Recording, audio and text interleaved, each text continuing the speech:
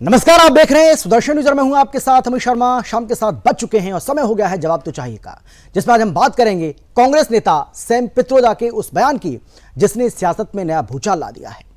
अभी प्रधानमंत्री नरेंद्र मोदी कांग्रेस पर मुस्लिम तुष्टीकरण के आरोप, माता बहनों के मंगलसूत्रों के बेचने के आरोप, मैनिफेस्टो में मुसलमानों के लिए खास प्रावधान करने के कांग्रेस पर आरोप लगा रहे थे। अब कांग्रेस पार्टी के ही दिग्गज नेता सैम पित्रोदा ने पार्टी की मुश्किलें बढ़ा दी हैं। सैम पित्रोदा का यह बयान इसलिए भी खास है क्योंकि सैम पित्रोदा कांग्रेस पार्टी के उन नेताओं में से एक हैं जिन्होंने पार्टी के मैनिफेस्टो को बनाने में अहम भूमिका निभाई थी।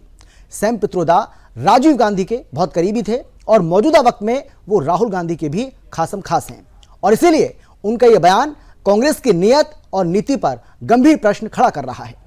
दरअसल सैम पित्रोदा ने देश में अमेरिका के विरासत टैक्स को लागू करने की वकालत की है। इधर सैम पित्रोदा का यह बयान आया और उधर प्रधानमंत्री नरेंद्र मोदी ने इस मुद्दे को बनाने में बिल्कुल भी देर नहीं की।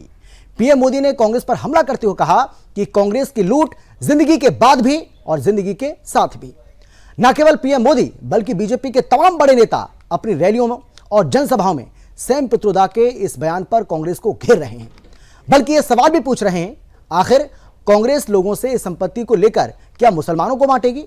यानी सैम का यह बयान कांग्रेस के लिए उस गले की हड्डी की तरह बन गया है जो ना निगली जा रही है और ना उगली। कांग्रेस की सफाई तो आई लेकिन वो भी नाकाफी साबित हो रही है। ऐसे में बड़ा सवाल यह है कि सैम पित्रोदा भारत में अमेरिकी विरासत टैक्स को क्यों लागू करना चाहते हैं? संविधान और लोकतंत्र वाले देश में क्या यह संभव है? क्या कांग्रेस लोगों की निजी संपत्ति पर डाका डालना चाहती है? क्या कांग्रेस इस संपत्ति को मुसलमानों में बांटना चाहती है? और आखिर में सबसे बड़ा सवाल यह कि क्या पीएम मोदी की ओर से कांग्रेस पर लगातार लगाए जा रहे आरोपों पर सैम पित्रोदा ने अपनी मुहर लगा दी है? आज चर्चा इसी को लेकर करेंगे, लेकिन पहले एक रिपोर्ट आपको हम दिखाते हैं। तमाम जो मेहमान हमारे साथ जुड़ चुके हैं उनसे भी आपको हम परिचय कराएंगे, लेकिन पहले ये रिपोर्ट।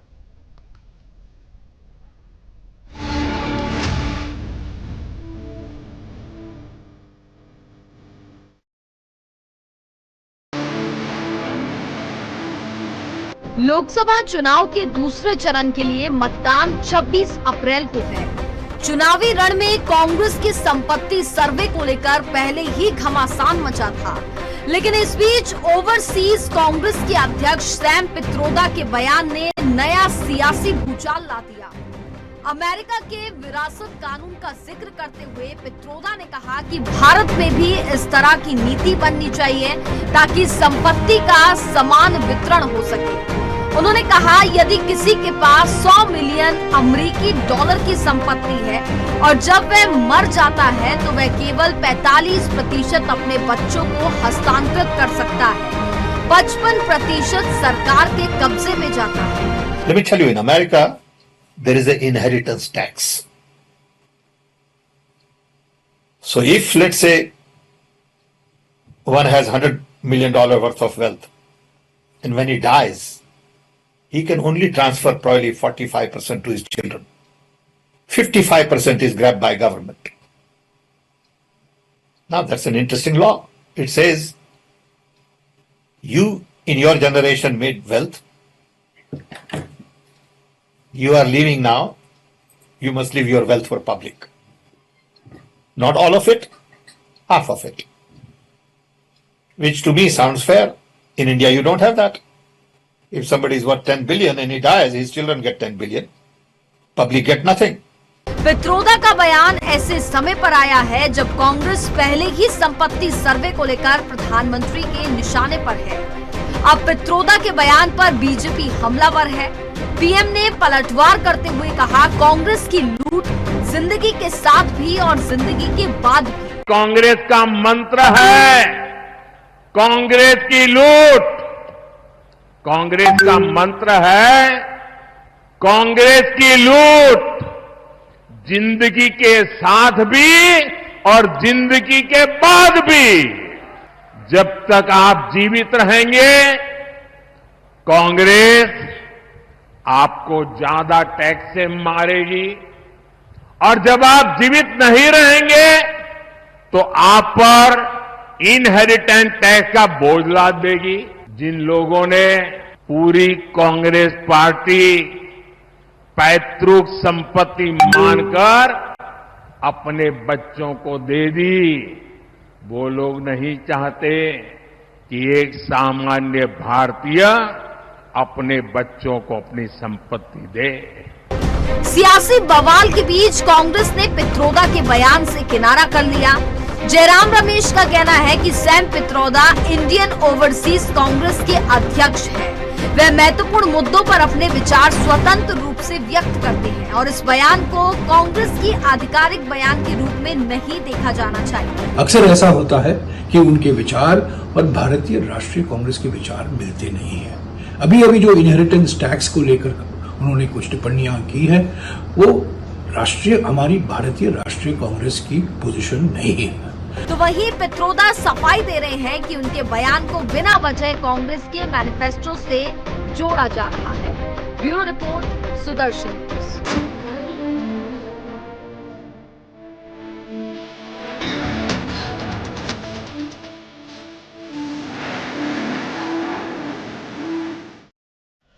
तो सैम पित्रोदा भारत के अंदर, हमारे देश के अंदर अमेरिका के विरासत टैक्स को लागू करना चाहते हैं और पीएम मोदी ने इसको लेकर जमकर हमला बोला है, कांग्रेस पार्टी को जमकर घेर रहे हैं। इधर उनकी तरफ से बयान आता है और इधर बीजेपी इस मुद्दे को पूरी तरह से भुनाने की कोशिश कर रही है। और न केवल प्रधानमंत्री नरेंद्र मोदी बल्कि बीजेपी के तमाम बड़े नेता अपनी रैलियों में, अपनी जनसभाओं में इस मुद्दे को उठा रहे हैं और कांग्रेस पार्टी को घेरने का काम कर रहे हैं। हालांकि कांग्रेस पार्टी की ओर से सफाई आई है, लेकिन वो सफाई भी नाकाफी साबित हो रही है। तो दूसरी तरफ सैम पित्रोदा, हालांकि हर नेता ऐसा ही कहता है और वही सैम पित्रोदा भी कहते नजर आ रहे हैं कि मेरे बयान को तोड़ मरोड़ कर पेश किया गया है, मैंने जो कहा उस तरीके से मेरे बयान को दिखाया नहीं जा रहा है। जबकि सच्चाई यही है कि सैम पित्रोदा ने जो कहा एज इट इज सभी वही दिखा रहे हैं और हम भी वही दिखा रहे हैं, लेकिन सैम पित्रोदा कह रहे हैं कि मेरे बयान को गलत तरीके से प्रचारित किया जा रहा है। आज चर्चा इसी को लेकर करेंगे, लेकिन कौन कौन खास मेहमान हमारे साथ मौजूद है, सबसे पहले उनसे आपका परिचय कराते हैं। हमारे साथ बीजेपी की ओर से बीजेपी के प्रवक्ता पंकज बेनीवाल जी हैं, बहुत स्वागत है सर आपका। इसके साथ ही हमारे साथ कांग्रेस की ओर से कांग्रेस के प्रवक्ता बाल मुकुंद शर्मा जी हैं, आपका भी स्वागत है सर। और इसके अलावा हमारे साथ डॉक्टर परमवीर सिंह जो कि पॉलिटिकल एक्सपर्ट हैं, वो भी हमारे साथ जुड़ गए हैं। और इन सब के अलावा मुकेश कुमार जो कि सुदर्शन न्यूज के रेजिडेंट एडिटर हैं हमारे, वो भी हमारे साथ जुड़ गए हैं। मुकेश जी, सबसे पहले मैं आप ही के पास आना चाहता हूं।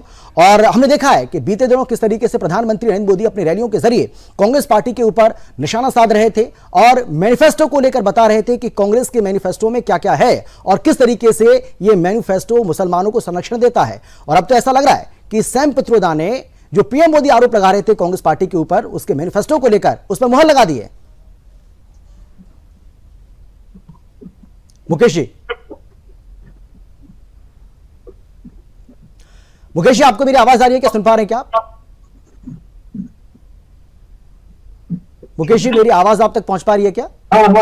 ये सवाल मुझसे था क्या अमित? हाँ, मैंने आप ही से किया था। ये सवाल मेरा आप ही से था। अगर आपने सवाल सुना है तो आप बोलिए। एक बार फिर से सवाल सुनाइए। मुकेश जी, सवाल ही है मेरा कि प्रधानमंत्री नरेंद्र मोदी जिस तरीके से लगातार अपनी रैलियों के जरिए कांग्रेस के मैनिफेस्टो पर निशाना साध रहे थे, कांग्रेस पार्टी को कटघरे में खड़ा करने की कोशिश कर रहे थे और बार बार वो ये कह रहे थे कि कांग्रेस का ये जो मैनिफेस्टो है वो पूरी तरीके से मुसलमानों को संरक्षण देता है। और अब ऐसा लग रहा है कि सैम पित्रोदा का ये जो बयान है, ये प्रधानमंत्री नरेंद्र मोदी के उस बयान का, या जो कांग्रेस पार्टी पर सवाल खड़ा कर रहे थे, उस पर अपनी मुहर लगा रहा है। देखिए, सैम पित्रोदा जो है वो कोई पॉलिटिशियन नहीं है, वो कोई राजनीतिक व्यक्ति नहीं है। और जहां तक मेरी जानकारी है, जो इस बवाल होने के बाद से मैंने जो लोगों से बातचीत की है उसके आधार पर जानकारी मिली कि सैम पित्रोदा जो है वो जब कांग्रेस का मैनिफेस्टो तैयार किया जा रहा था तो उनसे भी सजेशंस मांगे गए थे और सैम पित्रोदा ने भी इस जो न्याय पत्र की बनने की जो प्रक्रिया है उसमें एक प्रमुख सहयोगी रहे हैं। इसलिए न्याय पत्र में जो चीज ये डाला गया है कि जो प्रधानमंत्री मोदी जो पहले दिन से जो कह रहे हैं कि संपत्तियों के बंटवारे को लेकर के जो सवाल उठा रहे हैं और डिस्ट्रीब्यूशन को लेकर के, उसमें सैम पित्रोदा जो है उनका इनपुट है और वो उनका इनपुट इसी जो हेरिटेज टैक्स जो अमेरिका में लिया जाता है उसके आधार पर किया गया। ये ऑलरेडी पार्टी में डिस्कस्ड है।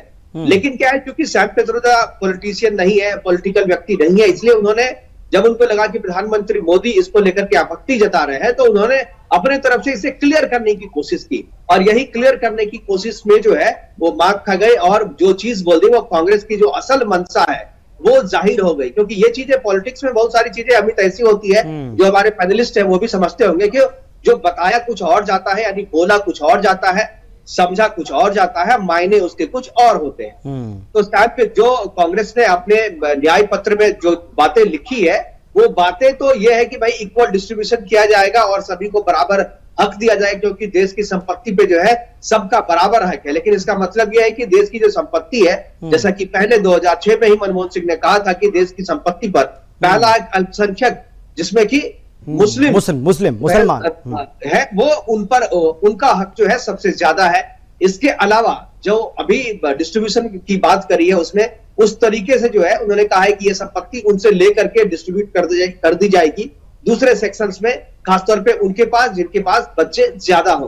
क्योंकि देखिए, अगर आप कास्ट के सेंसस के साथ अगर सोशल और इकोनॉमिक आधार पर भी आप सर्वे कर रहे हैं, तो इसमें जो संख्या है उनकी ज्यादा निकलेगी। और निश्चित तौर पे चूंकि उनमें उस वर्ग में जो है पढ़ाई लिखाई और उतना कंसेंसस जो है वो नहीं है, इसलिए उनकी हिस्सेदारी ज्यादा बनेगी। इस आधार पे वो संपत्तियों को बांट दिया जाएगा। सैम पित्रोदा जी ने जो कहा है वो अमेरिका के संदर्भ में कहा है, बिल्कुल सच कहा है, लेकिन उसका एक पार्ट ही कहा है। उन्होंने कहा है कि जो हेरिटेज टैक्स है वो 45% जो है व्यक्ति के मरने के बाद जो है वो उनको आगे ट्रांसफर हो जाता है, यानी उनकी विरासत उनके बच्चों को चली जाती है।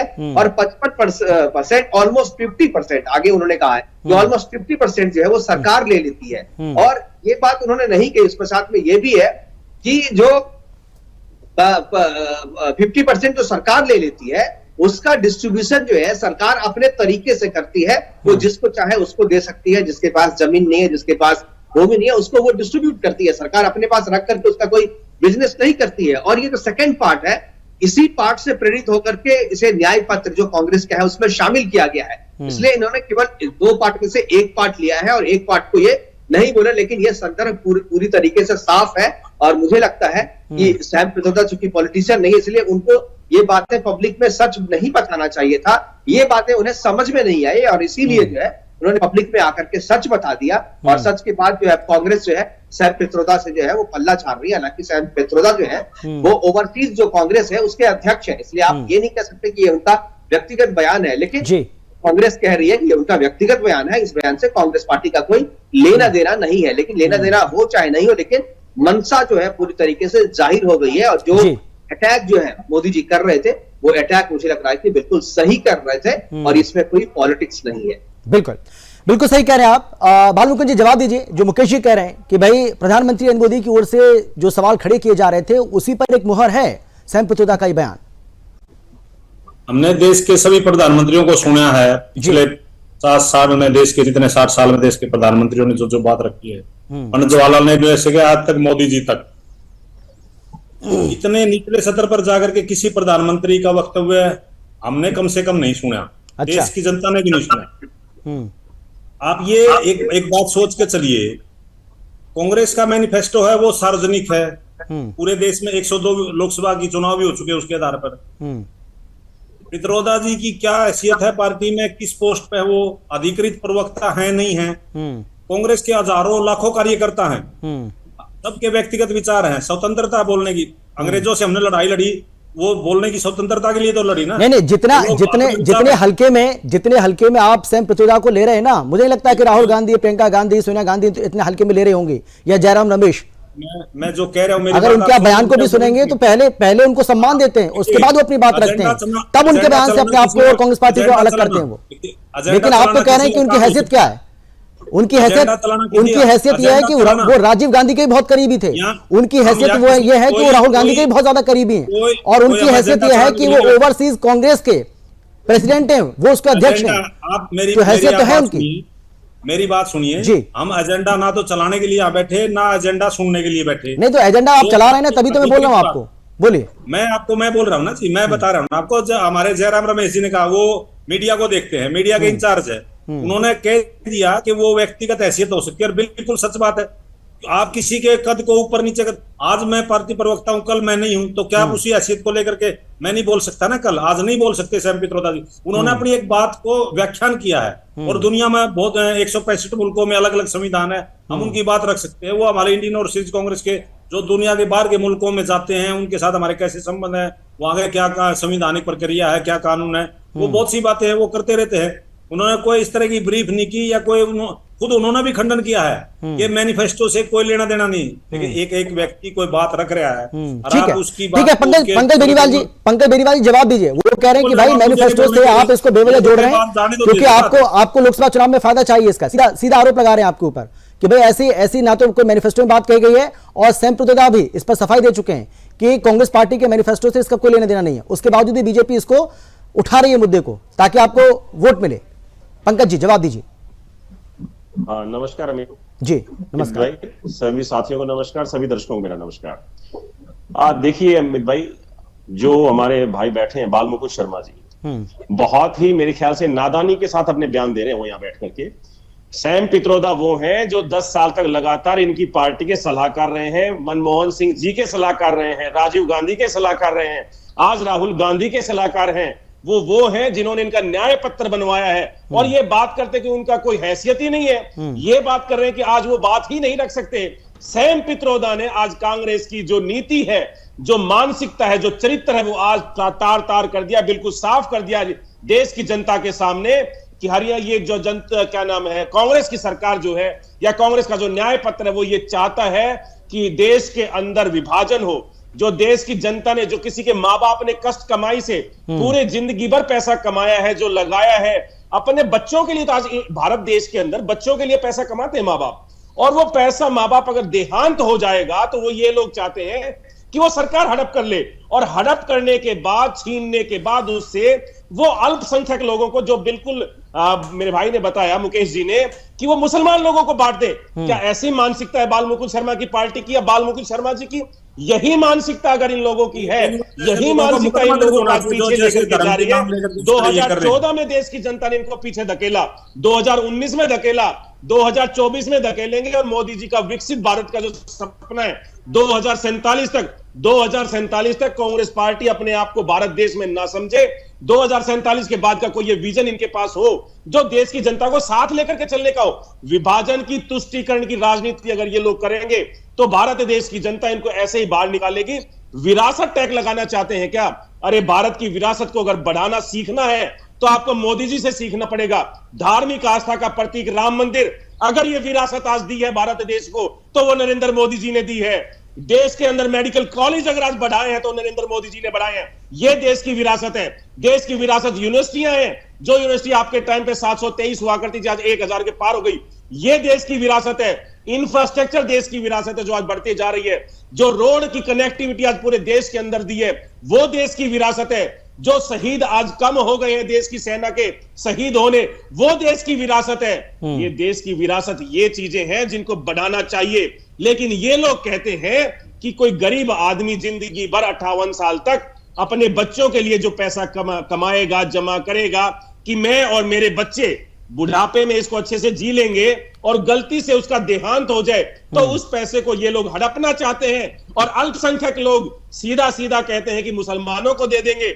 ये बिल्कुल आज देश को गवारा नहीं है, हमें भी गवारा नहीं है। और मेरे ख्याल से बाल मुकुंद शर्मा जी भी ये नहीं चाहते होंगे कि इनके माता पिता ने जो पैसा कमाया है वो इनके माता पिता के गलती से स्वर्गवास होने के बाद सरकार उस पैसों को हड़प ले और बाल मुकुंद शर्मा जी के पास वो पैसा ना आए। ये मेरे ख्याल से बाल मुकुंद शर्मा जी भी नहीं चाहते होंगे। क्या ऐसा चाहते हो तो आज स्पष्टीकरण दें, और ये बिल्कुल भी ये ना कहे कि जो सैम पित्रोदा का जो बयान है वो व्यक्तिगत बयान है, वो कांग्रेस का बयान है। कांग्रेस बार बार कहती है कि हम आर्थिक नहीं, बिल्कुल ये तो बात सही है। जब भी पार्टी फंसेगी तो उसको व्यक्तिगत बयान बताया जाता है। ठीक है, आर्थिक आधार पर सर्वे ही इसलिए ठीक है। पंकज जी मैं लौटूंगा आपके पास, पंकज जी मैं आपके पास आऊंगा। पैसे को लूटा जाए। ठीक है। डॉक्टर परमवीर आप कैसे देख रहे हैं इस पूरी कंट्रोवर्सी को? और सैम पित्रोदा की ओर से जो कहा गया, फिर बाद में सफाई पेश की गई, कांग्रेस पार्टी ने अपने आप को इससे अलग कर लिया, और उसके बाद पीएम मोदी अपनी रैलियों में जमकर इसको बता रहे हैं कि भाई देखिए कांग्रेस पार्टी की कैसी सोच है, क्या उसकी नीति है, क्या उसकी नीति है और क्या उसकी नीयत है। कैसे देख रहे हैं आप इसको? अमित जी देखिए, थोड़ा सा बैकग्राउंड जाना पड़ेगा इस चीज के लिए। जब 1947 में भारत आजाद होता है तो गांधी जी का एक मत था कि कांग्रेस को बनाया इसलिए गया था कि हमें आजादी प्राप्त करनी है, अब आजादी प्राप्त कर लिया तो इसको खत्म कर दिया जाए। ये गांधी जी का मत था, लेकिन ऐसा नहीं हुआ।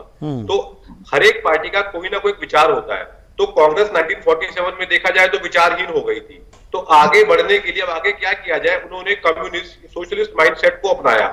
शुरू में आप हमारी देखेंगे सन 90 तक हमारी पॉलिसी कम्युनिस्ट देशों जैसी ही होती थी कि सब कुछ सरकारी काम रहेगा, सरकार हर चीज सरकार का उस संरक्षण में चलेगी, तो उससे देश की तरक्की रुक गई। 90 के दशक में ये भी फिर कांग्रेस के ही लोग थे, कांग्रेस की सरकार थी, आए उन्होंने इकोनॉमी को खोला। लेकिन अब बात यहां पर आती है, सैम पित्रोदा जी ने जो कहा है, तो ये पीछे देखिएगा कि थोड़ा कम्युनिस्ट माइंडसेट जो आता है इस चीज के अंदर, अब उसको आज उसकी हमें छवि दिखाई पड़ रही है सैम पित्रोदा जी के बयान के रूप में। लेकिन यहां पर एक बात क्लियर करनी चाहूंगा, अमेरिका की स्थिति और भारत की स्थिति में जमीन आसमान का अंतर है। यहाँ की संस्कृति भारत की और भारत की सामाजिक व्यवस्था अमेरिका की सामाजिक व्यवस्था से बिल्कुल अलग होती है। जैसे मसलन कि हमारे यहाँ बच्चे जब तक जाए तब तक माता पिता के घर में रह सकते हैं, माता पिता अगर बूढ़े भी हो जाए तभी भी बहुत अब शुरू हुआ है, लेकिन हम कभी उन्हें ओल्ड एज होम की तरफ रास्ता नहीं दिखाते, हम अपने घर पे सेवा करते हैं उनकी। तो अमेरिका की और भारत की स्थिति बिल्कुल अलग है। सैम पित्रोदा जी का जो बयान है, तो जैसा वो कांग्रेस की इंटरनल मीटिंग्स में बातचीत चलती होगी वैसी उसकी झलक प्राप्त होती है। लेकिन यहाँ पर बहुत बड़ी गलती कर रहे हैं। मैं फिर से कहूंगा, अमेरिका और भारत में बहुत अंतर है।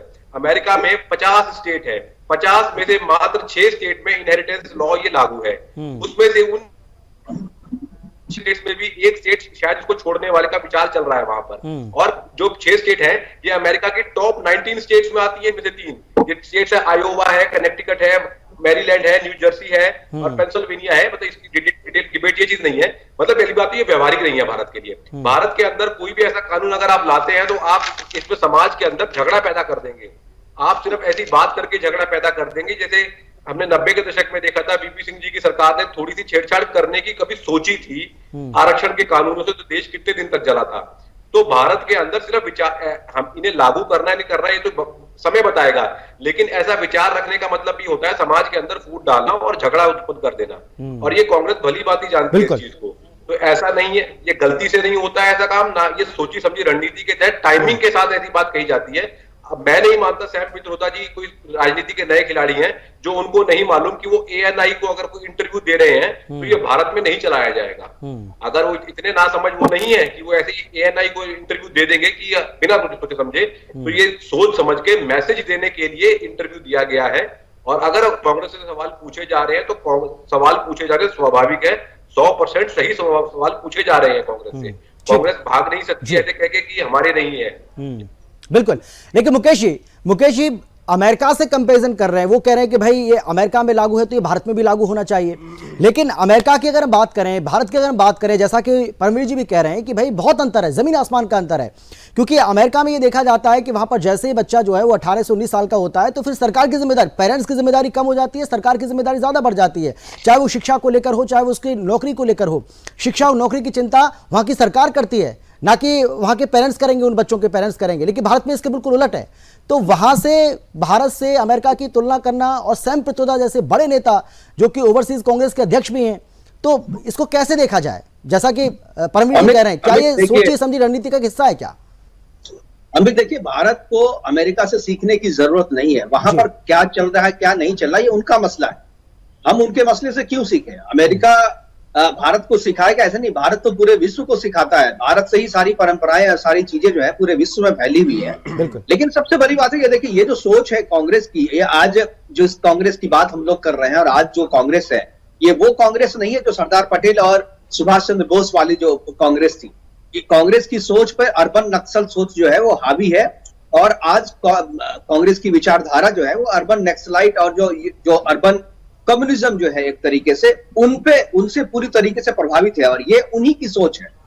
ये जो सोच जो है कि विरासत में हम जो ले लेंगे और उसके बाद 45% जो है सरकार ले लेगी, 55% जो है आगे चला जाएगा उनके विरासत को। ऐसे आते आते जो है वो अंत में अगर वो जो लोग हैं जो आगे की पीढ़ी है उनको कुछ नहीं मिलेगा। मान लीजिए एक किसान है, एक किसान को 10 बीघे की जमीन है, वो जब मरेगा तो अपने बेटे को केवल 5 बीघा ही दे पाएगा। बिल्कुल सही। और अगर वो किसान जो है उसी खेती पर निर्भर करता है तो उसकी अगली पीढ़ी को फिर जो है 2.5 बीघा ही मिल पाएगी।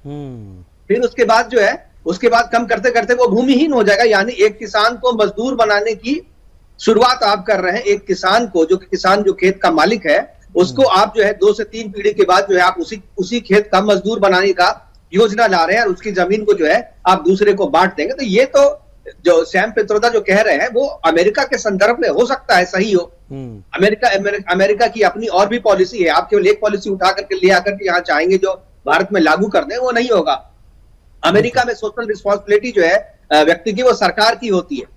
आप देखिए यहाँ जो उन लोगों को इतना ज्यादा, हर एक नागरिक को इतना ज्यादा पेंशन मिलता है कि उन्हें कोई काम अगर जिंदगी भर नहीं भी करे तो उनका रहना खाना पीना वजह, वो सारी चीजें जो है अमेरिका में सरकार की तरफ से होती है। वो सोशल सुरक्षा, जो सामाजिक सुरक्षा है, वो हमारे पास नहीं है। और अमेरिका का कहना है कि वो सामाजिक सुरक्षा हम इस तरीके से कलेक्ट करते हैं, वो हमारे यहाँ जरूरत नहीं है उसकी। हमारे यहाँ तो काउ इकोनॉमी है, हमारे यहाँ जो गांव की इकोनॉमी है वो खुद अपने आप में इतनी समृद्ध है कि वो एक गांव जो है अपना पालन तो करता ही है, आसपास के गांव का पालन भी कर सकता है। हम वैदिक की अगर हम बात करें हमें तो जो हमारी जो इकोनॉमी थी, हमारी जो अर्थव्यवस्था थी, वो इकोनॉमी थी, गाय पर आधारित पूरी अर्थव्यवस्था थी। उसमें किसी से लेना नहीं होता था, उसमें देना ही देना होता था। और सारी चीजें बहुत, अगर हमें सीखना है पूरे विश्व को तो भारत से सीखे। और इस इकोनॉमी को ये करें ना, हम अमेरिका से किसी ऐसी चीज को उठा करके ले आए और उसके आधार पे जो है हम अपनी इकोनॉमी चलाए, वो सही नहीं है। लेकिन जो कांग्रेस ने जो किया है, सैम पित्रोदा ने किया है जी, उसके पीछे मंशा ये नहीं है कि हम आपकी विरासत से आपका टैक्स, उसके पीछे असल मंशा ये है कि इस देश के पूरे संसाधन है उसको एक वर्ग विशेष को बांट दिया जाएगा और एक वर्ग विशेष के हवाले जो है पूरे देश को कर दिया जाएगा। ये उसकी शुरुआत है। ये बाल मुकुंद जी नहीं समझ पा रहे, क्योंकि उसके विक्टिम आज न कल बाल मुकुंद जी को भी भुगतना पड़ेगा। कांग्रेस के जितने दूसरे नेता हैं उनको भी भुगतना पड़ेगा। इसलिए मुझे लगता है कि जितनी जल्दी ये लोग संभल जाए, सीख जाए, उतनी जल्दी जो है वो इसका विरोध करना शुरू कर देंगे। बिल्कुल बिल्कुल, मैं लौटूंगा आपके पास भी मुकेश जी और बाल मुकुंद जी, मैं आपसे जवाब भी लूंगा। छोटे से ब्रेक के लिए हम रुक रहे हैं, बहुत छोटा सा ब्रेक, जल्द आ रहे हैं।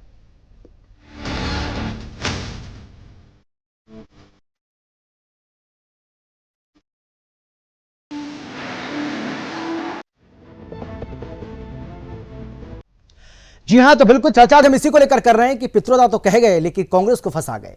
बाल मुकुंद जी, मैं आपके पास आना चाहूंगा और सवाल मेरा आपसे यह है कि सैम पित्रोदा एक ऐसी नीति को अपनाने की या ऐसी नीति को भारत में लागू करने की बात कर रहे हैं जिससे अब अमेरिका भी दूरी बनाने की कोशिश कर रहा है। भाई, अमेरिका के 50 राज्यों में से 6 राज्य ऐसे हैं जहां पर यह लागू है, उसी में से एक राज्य है आयावा, और वहां पर यह कहा जा रहा है कि 2025 तक इस विरासत टैक्स को खत्म करने की पहल की जा रही है। वो चाहते हैं कि ये खत्म होना चाहिए क्योंकि ये ठीक नहीं है उस राज्य के लिए, और हो सकता है कि बाकी के जो 5 राज्य हैं वहां से बहुत जल्द इसको खत्म कर दिया जाए। एक ऐसी विरासत टैक्स को भारत में लागू करने की सैम पित्रोदा जो है वो पैरवी कर रहे हैं, उसकी वकालत कर रहे हैं। बाल मुकुंद जी, देखिए, जंग आजादी की लड़ाई लड़ी जब कांग्रेस ने, तो 54 में भी ये नहीं सोचा था कि अंग्रेज यहां से जाएंगे, ये देश आजाद होगा भी नहीं भी होगा। हमने संघर्ष किया, देश आजाद किया। देश की आजादी के बाद पहला काम हमारे सामने जो था, देश की जनता को जो हमारे उस समय के जो साधन थे उसको आगे बढ़ाने के लिए क्या किया जाए। पंडित जवाहरलाल नेहरू जी से लेकर श्रीमती इंदिरा गांधी तक हम हरित क्रांति लेके आए। जब देश आजाद हुआ, एक टाइम का खाना खाते थे लोग, एक टाइम का व्रत रखते थे लोग, इधर लाल बहादुर शास्त्री तक के समय पर आ जाते हैं। हम हरित क्रांति लेके आए। फिर देश में जो बच्चों में न्यूट्रिशन की, प्रोटीन की कमी थी, बच्चों का ठीक से प्रोग्रेस नहीं शरीर कर रहा था, तो हम हरित क्रांति के बाद श्वेत क्रांति लेके आए। जब देश को आगे बढ़ाना था, संचार क्रांति लेके आए, आईटी क्रांति लेके आए। नहीं, वो ठीक है भाई। मुकेश जी जो कह रहे हैं कि पहले की कांग्रेस और अब की कांग्रेस में जमीन आसमान का अंतर है। मैं उसी में भाई, अब आपकी पार्टी पर अर्बन नेशनलिस्ट और कम्युनिस्टों का कब्जा हो गया है। वो जो बात कह रहे हैं, इस देश के आपको क्या तकलीफ है? कांग्रेस के किए हुए काम को जो मैं इनको बता रहा था, ये जो लोग करे थे, आज ये देश परमाणु संपन्न राष्ट्र है तो वो कांग्रेस की बदौलत है। आज ये विकसित साल का या 10 साल में क्या काम किया, 5 साल के काम का लेखा जोखा लेके आप जनता के पास जाइए। सैम पित्रोदा जी और मैं एक कांग्रेस के आम कार्यकर्ता है, हम अपनी कोई भावना व्यक्त भी कर देते हैं। वो कोई चीज हमारी मैनिफेस्टो में नहीं है, कोई पार्टी के ऑफिशियल वेबसाइट पे नहीं है, किसी ऑफिशियल प्रवक्ता ने नहीं कही है, का आधिकारिक बयान नहीं है, और आप उसको टीवी डिबेट पे चला रहे, मजाक का पात्र। मुकेश जी कोई सवाल करना चाह रहे हैं आपसे। मुकेश जी सवाल करना चाह रहे हैं आपसे। हाँ, नहीं, मुझे इनकी बात कुछ समझ में नहीं आई। मुझे एक चीज जानना है कि सैम पित्रोदा जो कह रहे हैं कि मुझे मेरे बयान को ट्विस्ट किया गया है, कहाँ पे ट्विस्ट किया गया ये भी तो बताएं। उनके बयान को तो पूरा आप सुन लीजिए, 5 मिनट के उनके बयान में कहीं भी उन्होंने इस बात से अपने आप को अलग नहीं किया है। और टेलीविजन हो, चाहे वेबसाइट हो, चाहे जो अखबार हो, सभी जगह जो है उनके पूरे बयान को दिखाया जा रहा है और बिल्कुल सपाट और सीधा बयान है। उसमें कोई अंतर करने या कोई विश्लेषण करने की जरूरत ही नहीं है उसमें। बाद में इनफैक्ट जो मैंने शुरू में कहा ये बता दिया, क्या बोलने की आजादी पे प्रतिबंध है क्या? पॉलिटिशियन नहीं है, उनको लगा जो कि हम पार्टी की मदद कर रहे हैं, लेकिन पार्टी की मदद करने की बजाय जो है पार्टी को फंसा दिए, नकाब जो लगा हुआ था इसमें नकाब को नोच दिया और उसके बाद जो असली चीज है वो सामने दिख गई और उसके बाद इतना ज्यादा जो है विरोध हो गया कांग्रेस को। इससे पहले भी और भी बहुत सारे बयान हुए हैं, उसमें किसी को भी पार्टी के बड़े पदाधिकारियों को आकर के सामने आकर के सफाई देनी नहीं पड़ी है। सैम पित्रोदा जो है, देखिए सैम पित्रोदा जो है प्रधानमंत्री मनमोहन सिंह के सलाहकार थे और राजीव गांधी के बहुत ही करीबी थे और हमेशा से रहे हैं और अभी भी गांधी परिवार के बहुत ही करीबी हैं। इसलिए उनकी बात को रखना और जैसा कि मैंने बताया शुरू में कि ये जो न्याय पत्र बना है, न्याय पत्र को फाइनल करने में सैम पित्रोदा की बहुत ही महत्वपूर्ण भूमिका रही है। उसके एक एक बात, उनकी जो न्याय पत्र की एक एक बात को सैम पित्रोदा की कसौटी पे कस के रखा गया है। और ये तो केवल एक बात है अमित, इसके अलावा भी जो न्याय पत्र है कांग्रेस का, जिसे घोषणा पत्र कहते हैं, उसमें ऐसी ऐसी बातें लिखी हुई है इनडायरेक्टली पूरी तरीके से अगर कांग्रेस सत्ता में आती है तो सबसे पहले जो भारतीय परंपरा और संस्कृति है उस पर आघात किया जाएगा। उसके लिए उन्होंने बड़े ही स्मार्ट तरीके से घोषणा पत्र में बातें कही हैं। उन्होंने खान पान की बात करी कि खान पान पे लगे प्रतिबंध को हटाया जाएगा। आप बताइए, खान पान पे प्रतिबंध तो है ही नहीं भारत में। क्या आप जाकर के आप रोटी चावल खाते हैं, रोटी दाल खाते हैं या चाट पकौड़ा खाते हैं? सरकार की तरफ से रोक है क्या? नहीं, ये मुकेश जी खान पान की जब बात करते हैं तो बीफ खाने की आजादी देंगे, बीफ खाने की स्वतंत्रता देंगे ये लोग, ये इनकी बीफ खाने की आजादी देंगे। उसके बाद उन्होंने क्या है कि प्यार और विवाह में जो है आदमी व्यक्ति को स्वतंत्र है। अरे व्यक्ति तो आज भी स्वतंत्र है। आप कहना क्या चाह रहे हैं? आप लफ्ज़ जिहाद को बढ़ावा देना चाहते हैं। लफ्ज़ जिहाद के खिलाफ जो बहुत सारे राज्यों में कानून बने उन कानूनों को आप खत्म करने की बात कर रहे हैं। तो कुल मिलाकर के अगर आप इनके घोषणा पत्र को आप पढ़ेंगे तो बहुत स्मार्टली, बहुत ही स्मार्ट तरीके से अपने एजेंडे को, अर्बन नक्सल एजेंडा जो है इनका, उस एजेंडे को इसमें घुसेड़ने की कोशिश की गई है, ताकि बाद में जब कांग्रेस इस बात को लेकर के इंप्लीमेंट करने पे आती तो उनको कहता कि ये बात तो मैंने इस पे जनता ने मुझे वोट दिया है और जनता के कहने पे मैं ऐसा कर रहा हूं। तो ये सारी चीजें जो है, लेकिन जनता बेवकूफ नहीं है और जनता जो है इनके न्याय पत्र की जो असलियत है वो असलियत जो है जान गई है। वेशभूषा की बात करते हैं अमित, वेशभूषा की बात, यानी भाई जो एजुकेशनल इंस्टीट्यूट्स हैं उसमें ड्रेस कोड है अपना, उस ड्रेस कोड का विरोध जो आप शुरू से करते रहे उसको आपने अपने न्याय पत्र में जगह दे दिया कि भाई हम इसको नहीं मानेंगे। हम स्कूल कॉलेज जो ड्रेस कोड बनाया हुआ है उस ड्रेस कोड को नहीं मानेंगे। आप बुर्का पहन करके, बुर्का पहनिए, हिजाब पहनिए, पूरी छूट होगी आपको। बिल्कुल बिल्कुल। बालमुकुंद जी जवाब दीजिए, सिलसिलेवार तरीके से बताया। आप अभी कह रहे थे ना कि भाई मैनिफेस्टो में हमारे ऐसा कुछ नहीं है, वैसा कुछ नहीं है। एक एक करके बारीकी से बताया मुकेश जी ने कि क्या है आपके मैनिफेस्टो में और किस तरीके से मैनिफेस्टो एक खास वर्ग को ध्यान में रखते हुए, एक विशेष वर्ग को ध्यान में रखते हुए बनाया गया है। बालमुकुंद जी, जिस पार्टी की आज 75 साल देश की आजादी में 50 से साल ज्यादा हमारी सरकार रही, हमारा योगदान रहा, हमने देश को चलाया है, देश का हर वर्ग खुशहाल है। अरे भगवान राम का नाम लेकर के पिछले 10 साल से जो बाई चांस सत्ता में है वो लोग प्रधानमंत्री 102 सीटों के चुनाव के बाद रोने की स्थिति में आए हुए हैं। वो अगले चुनाव तक ये कहेंगे मुझे गाली दे रहे हैं। आप अपने डेवलपमेंट बढ़ाइए। प्रधानमंत्री के तौर पर आपने काम क्या किया? हमने तो मंगलसूत्र पे बात आ जाए तो प्रियंका जी ने जवाब दिया, आज शाम सूंघ गया सारी भाजपा को। मंगलसूत्र तो श्रीमती सोनिया गांधी जी का समर्पित हो गया देश को। अपने गहने इंदिरा जी ने देश की जब जंग आजादी की लड़ाई चल रही थी उसके बाद जब पंकज जी कुछ कहना चाह रहे हैं, पंकज जी कुछ कहना चाह रहे हैं, ठीक है, हाँ जवाब ले लेते हैं। पंकज जी बोलिए, पंकज जी आप बोलिए। देश को दान किया, ठीक है बालमुकुंद जी, ठीक है, पंकज जी को सुन लेते हैं। पंकज जी आप बोलिए ना, प्रधानमंत्री इतनी बड़ी पार्टी अपने आप को कहने वाले हरियाणा के अंदर 9 कैंडिडेट नहीं दे पाए अभी तक। 1 महीना शेष रह गया चुनाव के अंदर। ये बार बार में कहते हैं कि और छठे चरण पे चुनाव है। अरे सिर्फ 1 महीना रह गया, आपके कैंडिडेट अभी तक आए नहीं मैदान के अंदर। और चैनल वाले भी मुकेश जी को देते, मेरे को बताइए ना, उसी से सबको समझ में आ रहा था कि किससे न्याय दिलाना चाहते हैं और ये किनको न्याय दिलाना चाहते हैं। वो पूरे देश की जनता ने आज देख भी लिया है और किस तरीके से देश अपने प्रगति के राह पर है, विकसित बनने की राह पर है। मैं बताना चाहूंगा कि पहला देश का प्रधानमंत्री ऐसा आया जिसने विकासशील नाम हटा करके देश को विकसित की राह पर ले जाने की बात कही। आज पहले प्रधानमंत्री ऐसे हैं जो ये कहते हैं कि हम भारत को विकसित बनाकर छोड़ेंगे। ये हमारा पर्ण है। जब हमने पहला घोषणा पत्र किया तो 2019 तक उसको पूरा किया। 2019 में जो संकल्प लिया उसको हमने पूरा किया। आज जब जाकर 10 साल की हमने मेहनत करने के बाद नरेंद्र मोदी जी कहते हैं कि ये मोदी की गारंटी है। वो गारंटी शब्द ऐसे ही नहीं आया, गारंटी शब्द 10 साल की मेहनत के बाद आया। जो 10 साल हमने लगातार तब किया है, देश को आगे बढ़ाने की बातें की है, जब जाके हमारे आज देश के प्रधानमंत्री यशस्वी प्रधानमंत्री आज कहते हैं कि मोदी की गारंटी है, संकल्प चलिए ठीक है, चलिए ठीक है, मैं आप उनके पास संकल्प समय है, बहुत कम बचा है, बनाने समय का। मेरे पास बहुत कम बचा है। डॉक्टर परमवीर कुछ कहना चाह रहे हैं। हाँ डॉक्टर परमवीर, आप बोलिए जल्दी से। जी अमित जी मुझसे कह रहे हैं? हाँ हाँ हाँ हाँ, आप कुछ कहना चाह रहे थे, बोलिए आप। अमित जी देखिए, जो कांग्रेस का सैम पित्रोदा के मुंह से बात आई है इनहेरिटेंस एक्ट की, ऐसा नहीं है कि अभी भारत में इस बारे में सोचा जा रहा है, ऐसा पहले भी किया जा चुका है। ये 4 एक्ट है 1950 में, इफेक्टिव प्रॉपर्टी एक्ट। जो लोग हिंदुस्तान से पाकिस्तान चले गए थे तो उनकी प्रॉपर्टी को संरक्षण देने के लिए, यानी कि हिंदुस्तान से मुस्लिम गए थे ना, उनको प्रॉपर्टीज को रख रखाव के लिए 1950 में इफेक्टिव प्रॉपर्टी एक्ट लाया गया था। 1968 में 1965 में जब भारत पाकिस्तान का युद्ध हुआ था, उसके बाद भी कुछ लोग पाकिस्तान चले गए तो उनकी समस्या रह गई बहुत बड़ी बड़ी, जैसे महमूदाबाद के राजा थे लखनऊ के पास में। 1968 में एनिमी प्रॉपर्टी एक्ट लाया गया था, तो उन संपत्तियों को संरक्षण किया गया था, किसी को बांटी नहीं गई थी। आज भी कचहरी में वहां से लंबित है वो। 1976 में लैंड सीलिंग एक्ट आया था, जिन लोगों के पास शहरों में या गांव देहात में ज्यादा जमीन थी उनकी जमीनें ले ली गई थी बांटे जाने के लिए। 1976 में वक्फ बोर्ड का एक्ट आया था। ये वक्फ बोर्ड इतनी असीमित ताकतें होती हैं कि ये बेट द्वारका को भी अपना बताते हैं। तमिलनाडु में 5 गांव अभी क्लेम किए गए थे हमारे से। तो कांग्रेस ऐसा पहले से करती रही है, उनको तजुर्बा है ये सब करने का। जी बिल्कुल, चलिए मेरे पास समय मेरे पास बचा है। मुकेश जी जल्दी से मुकेश जी आखिरी कमेंट आपका भी। हाँ मैं चाहता हूँ सबके पास जाऊं 10 सेकंड। बिल्कुल सही बात कह रहे हैं, लेकिन एक चीज मैं इसमें और कहूंगा, हमारे पास जब संविधान जब मूल बना था तो मूल संविधान में तो राइट टू प्रॉपर्टी भी थी, तो राइट टू प्रॉपर्टी को इन्होंने पहले हटाया, उसके बाद ये सारी चीजें लाई हैं।